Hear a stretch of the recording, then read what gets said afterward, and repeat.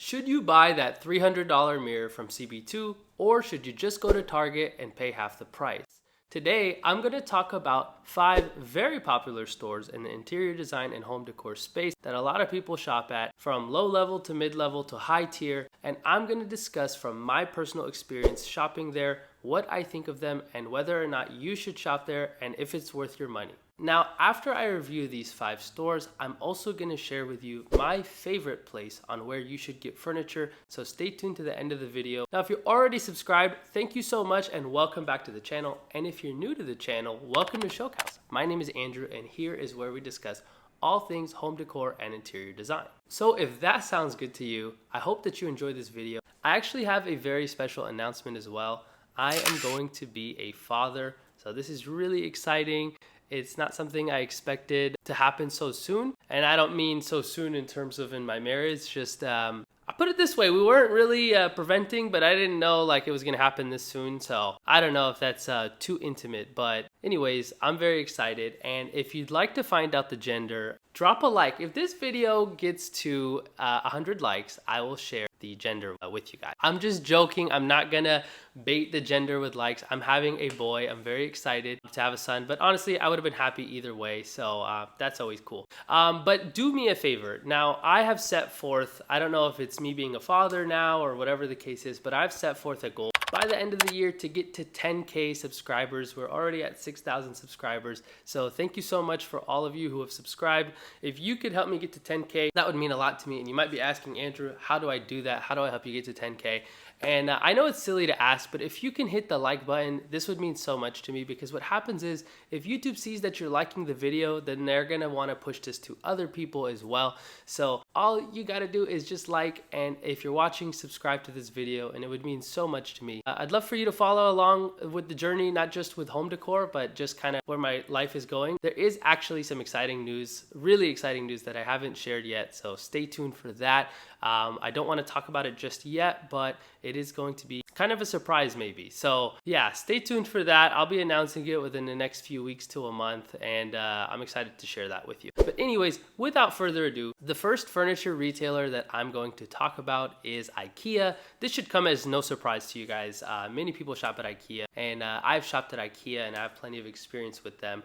Not just for home, but for kitchen as well. My kitchen is actually an IKEA kitchen. Did my kitchen back in 2021. Overall, pretty great experience with IKEA so far. But anyways, just so you know, I will be for every store talking from experience as a shopper of each of these stores. So I'm going to talk about price to quality, the selection, and the customer service. I think the price to quality at IKEA is more than fair, considering the fact that you are actually going to be able to shop some pretty high-end materials for the price anyway. I mean, it's not the highest end, but it is pretty good, right?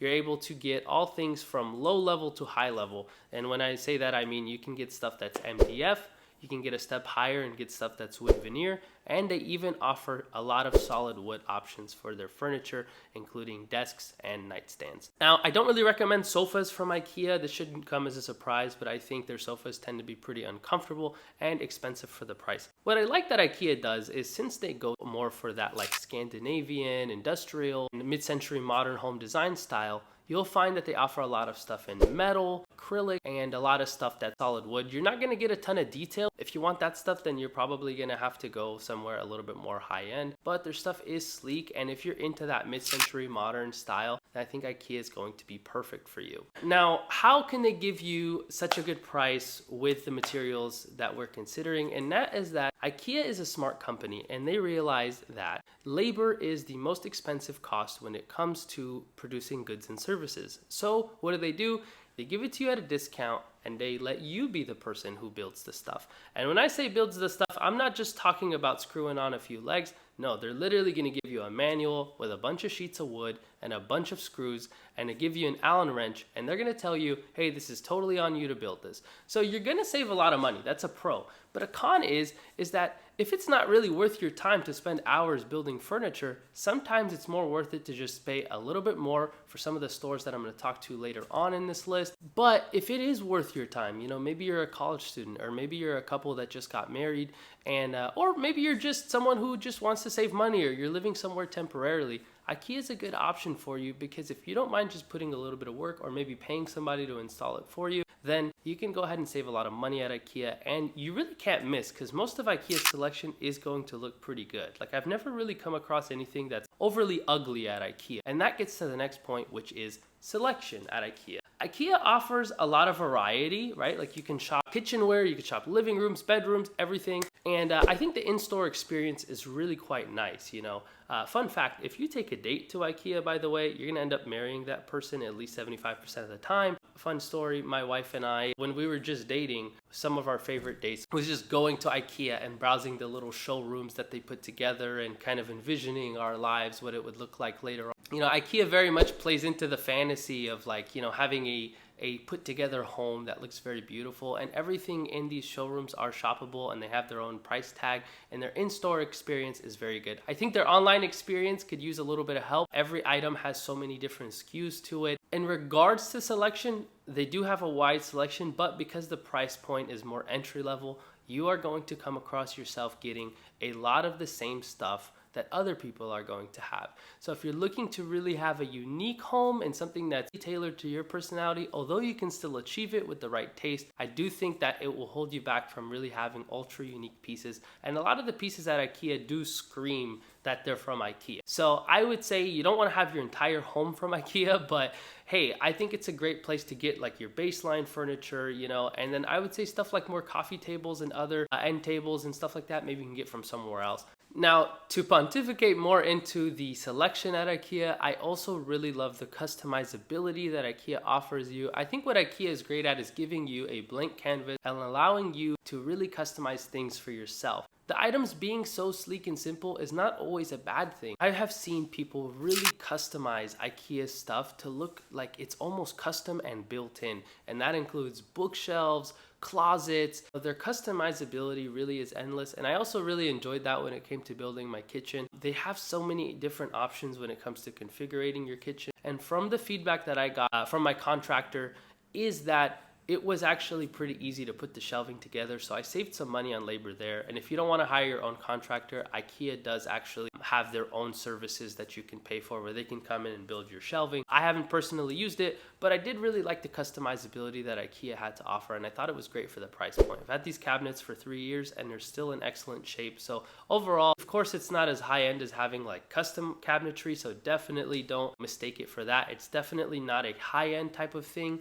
but I think for an entry-level price point, that is a huge plus with IKEA. The next part of this is customer service. So how do I like IKEA's customer service? I think it's fine. I never really had a bad experience with IKEA's customer service. I don't think that there's a lot of people that are always around for you to talk to, but when there has usually been enough people where I can talk to. I also think that part of customer service is your return policy, and IKEA really wins at that because they have a 1-year no questions asked, and it's not just the main furniture. I'll tell you a story. My contractor that put the kitchen together, he saved a bunch of little scraps that we didn't end up using, and he told me, he's like, hey, I don't know if you want to return this to IKEA, but we didn't end up using them, so they're yours. And it was just some like cabinet faces, some cabinet lighting, and I was like, I mean, I don't really think they're gonna take any of this.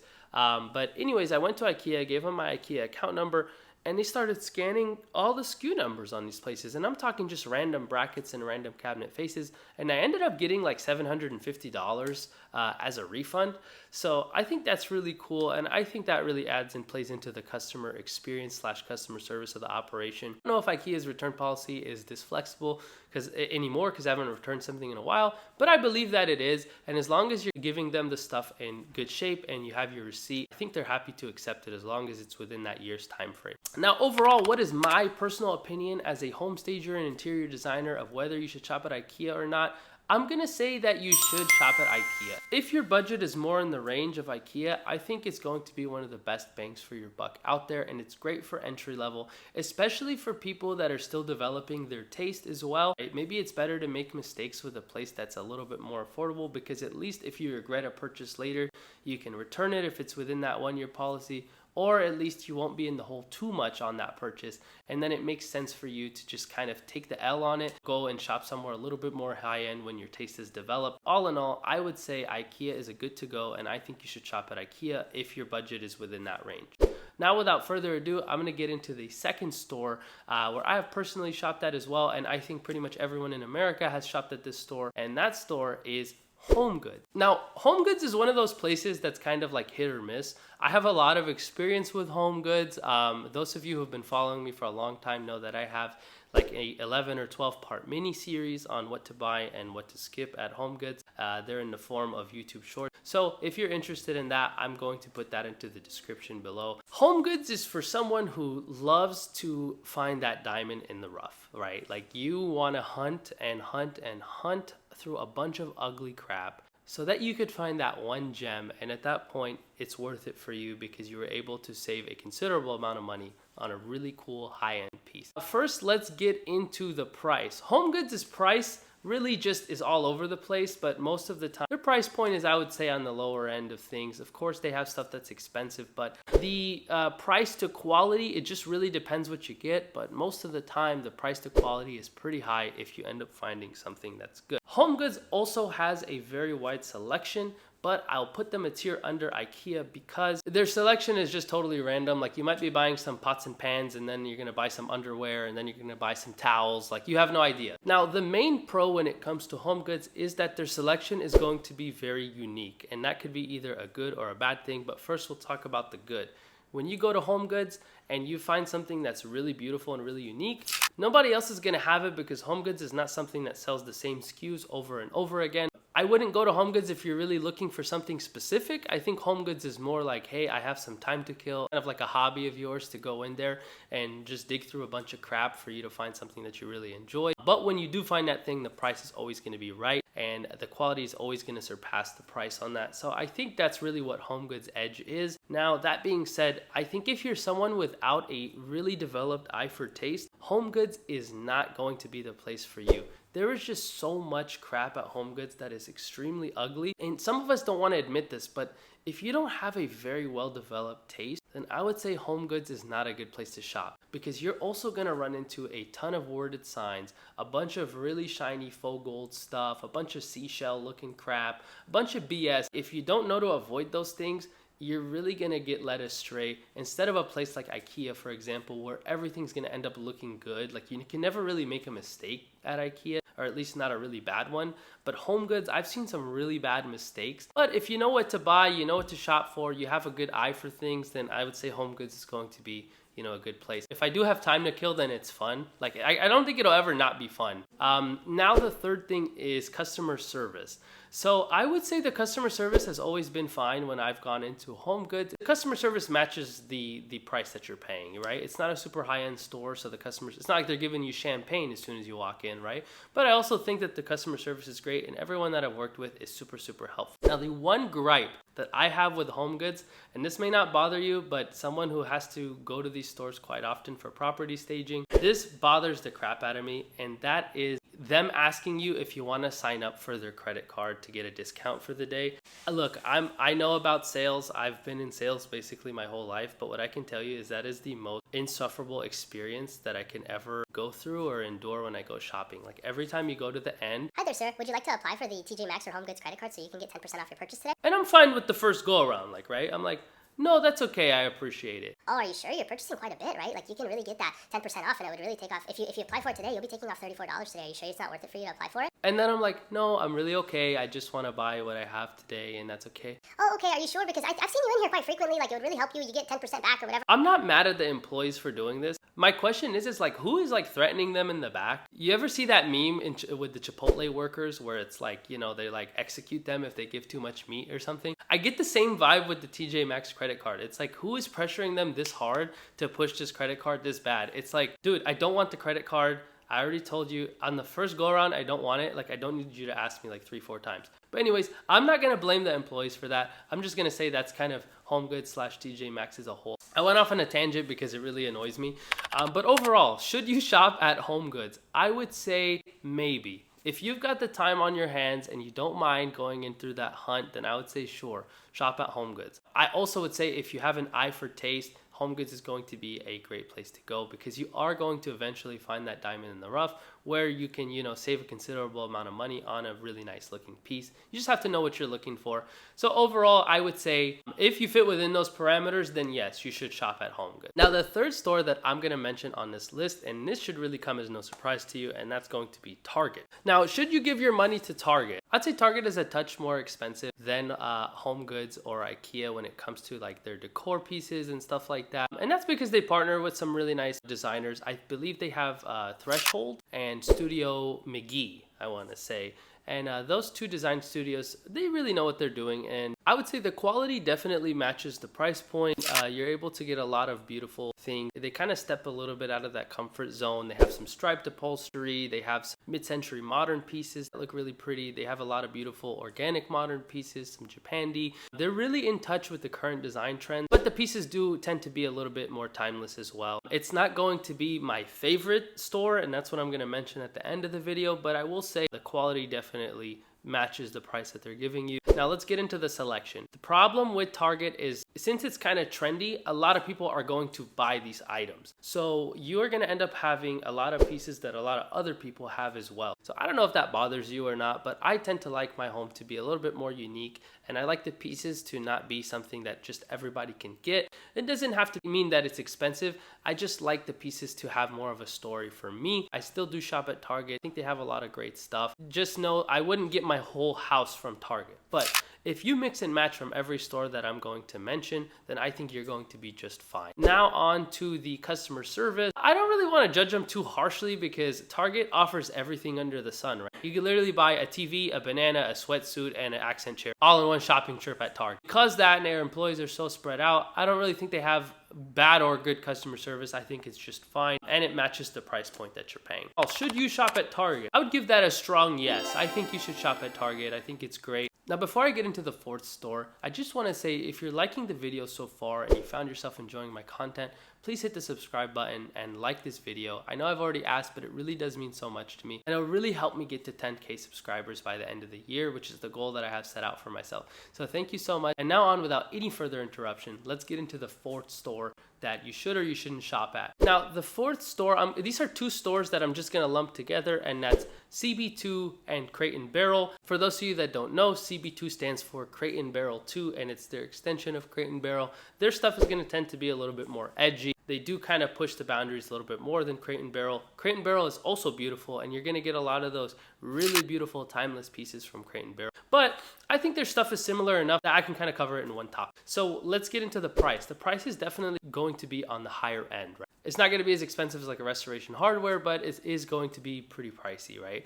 I would say that the price definitely matches the quality. Can you go to a custom furniture maker or artisan and get something maybe a little bit better and more high end? Yeah, definitely. Most of the stuff is going to be solid wood, natural materials, natural stones like marble, and they do source their pieces from all over the world. So I would say CB2 and Crate and Barrel's quality is going to match the price that they're charging, and they do run a lot of sales quite frequently as well, where you can get some stuff at a pretty good price point. Now the variety in the selection, nothing is really going to be ugly, right? When you get to this price point, everything is going to be beautiful because it's a high-end store, and they want to save you the legwork by giving you as many beautiful pieces. And this is by intention, right? They do hire a lot of high-end designers in the background that are designing these pieces for you and creating these things out of a really high-end material as well. Also, if you hear my dog snoring in the background, I'm really sorry. I don't know if this microphone is picking it up, but it's kind of messed up to just like wake him up. So if you hear it, I'm sorry, but it is what it is. Now, anyways, I also love that they offer their own custom-made / bespoke furniture selection. Now, it's not totally bespoke because they are offering you the templates. You just are going to be replacing and changing out the fabrics that you choose. The turnaround time is relatively quick. It's typically like 8 to 12 weeks, which I know sounds like a long time, but when you're custom making pieces, I'd say that's a pretty reasonable. Why did I hone in on the fact that I think their quality is good, even though you can go other places and get better quality? And that's because their customer service. I've personally shopped at Crate and Barrel and CB2, not just for me, but for clients that I've worked with. And anytime they've made a mistake or something has broken within a reasonable amount of time, and when I say reasonable, it actually was like a few months later, and I called them and let them know, hey, you know, my client's sofa ended up breaking. So what they said is, we're happy to remake this from scratch. And I also had an experience with a dining table as well, where the marble was cracked because it was a really heavy material, and they were also happy to replace the entire dining table at no cost and get it redelivered at no cost. But also that customer service and them just really trusting you as a customer, I think was a great experience for me. So that's why I'm gonna say that this place is really great. The only feedback that I have, and this is really not for the average customer, just me as a trade member, I don't really love that if an item is already on sale, I don't get a trade member discount on it. Even if it's just like a 5% off on top of sale items for trade members, I think we do some enough volume in business where it makes sense to give us a discount on top of the sales that they're already offering. It's not really something that most of you are going to run into. So all in all, should you shop at Crate & Barrel and CB2? And I'm going to give that a strong yes. I think you should shop at those stores if they match your price point and your budget, and you don't really need anything ultra custom made, then I think this is a good price point for you. Now let's get on to the fifth and final store, and this is a store that I'm going to talk about before I get to my favorite place where you should shop, but I'm going to get there towards the end of the video. Without further ado, let's talk about West Elm. So I'm going to talk a little bit about West Elm and what my personal opinions are. I have also shopped at West Elm, so I will be speaking a little bit from experience with this as well. So let's talk price point. Yeah, so their price point is pretty much similar to Crate & Barrel and CB2, and this is again a place that offers pretty high-end materials. Now, their styles, I believe, are going to be more timeless than Crate & Barrel and CB2, and that's because they really are after one design style. It's typically going to be mid-century modern or mid-century modern inspired pieces. Their customized option is going to be a lot better, or at least I would say a lot more variety than Crate & Barrel and CB2. They have their own concierge service as well when you walk into the store, where you can actually work with a dedicated designer to put together your spaces. As a result of that, since mid-century modern is a very timeless style, and what you buy is going to stay in style for decades moving forward, so I'd say it's also worth the investment in that sense. Now, customer service, I don't have as much experience at West Elm as I did at Crate & Barrel and CB2. I tend to go more towards CB2 and Crate & Barrel, but from the times that I've been there, I would say the customer service is great. The one edge that they do have is, as a trade member, they do give me an additional 5% off on top of the sale items. So I think that that's also great. Now, this only really matters if you're also a trade member, but if you're not, then I guess that also doesn't really matter. I think West Elm, I'd probably shop there more if I had like a desert mid-century modern home in like Palm Springs, and I think CB2 or Crate & Barrel I'd probably shop at if I had an apartment in like downtown Manhattan and I wanted something a little more edgy for those dramatic spaces. But other than that, they're both great options. So should you shop at West Elm? I'm going to give it also a strong yes. I think it's great for the price point, and you could definitely find some really great styles if you like stuff that's more simple. Believe it or not, I am more of a fan of mid-century modern, and I think it's the best investment you can make into furniture because mid-century modern has been around for 80 years or so, and it's not going to go anywhere anytime soon. So I would say you're safer off with your money probably if you're looking for more of that timeless thing. Now, without further ado, you are probably watching this far in the video and wondering, what is my favorite place or store to shop at? This may surprise you, but my favorite store for me to shop at is going to be thrift stores, secondhand stores, vintage stores, and Facebook Marketplace. Now, you got to know where you want to buy secondhand stuff from. Like, obviously, like your upholstery and stuff like that, you're really going to want to vet those pieces. But anything like your accent decor, like coffee tables and nightstands and dining tables and accent chairs, dining chairs, because you really are going to get truthfully unique, well-built pieces that are built to last at an incredible price point. I mean, some of the deals that you could find is insane. Like, I've seen solid marble coffee tables for under $400 when I'm almost positive the retail price on those was like $5,000. People are wanting to get rid of stuff all the time. Maybe they're moving or they want to upgrade and buy different furniture, but also the quality versus price is going to be so much higher than any other store that I mentioned. A lot of these donation centers get stuff from very wealthy people because they get to do a tax write-off on these things by donating them. But since their cost is free because they got it as a donation, they get to sell it to you at an extreme discount. Now, you can also go on Facebook Marketplace. You can shop secondhand vintage stores where they're actually selecting nice pieces for you. Now, these places are going to be very expensive and very high end, but the uniqueness of these pieces are going to be unmatched, stuff that nobody else has. And it's never going to go out of style because you're still buying them even though it's 50 years old and it's held up great. I'd say the one downside is going to be like being able to return stuff. I will say one more pro with buying secondhand is that the stuff is already pre-assembled as well. You don't have to go through the labor of assembling it yourself and going through manuals. No, somebody took it and donated it, or they're selling it to you and it's already assembled. That saves a lot of the legwork for you. So that's gonna wrap up this store's list. Now let me know if you guys want to see more of this. I have plenty of stores that I didn't even cover that I also have experience shopping at. So if you're interested in me talking about those, let me know. Some of these include Article, Quince, Wayfair, just other general places, Amazon, on. So if you're interested in me covering those other stores, let me know. And also, if you've watched this far in the video, just comment what other stores you think I should cover, and then I'll consider making a video if you like this format. But anyways, thank you so much for watching this far in the video, and I will see you next time. Thank you and have a great day.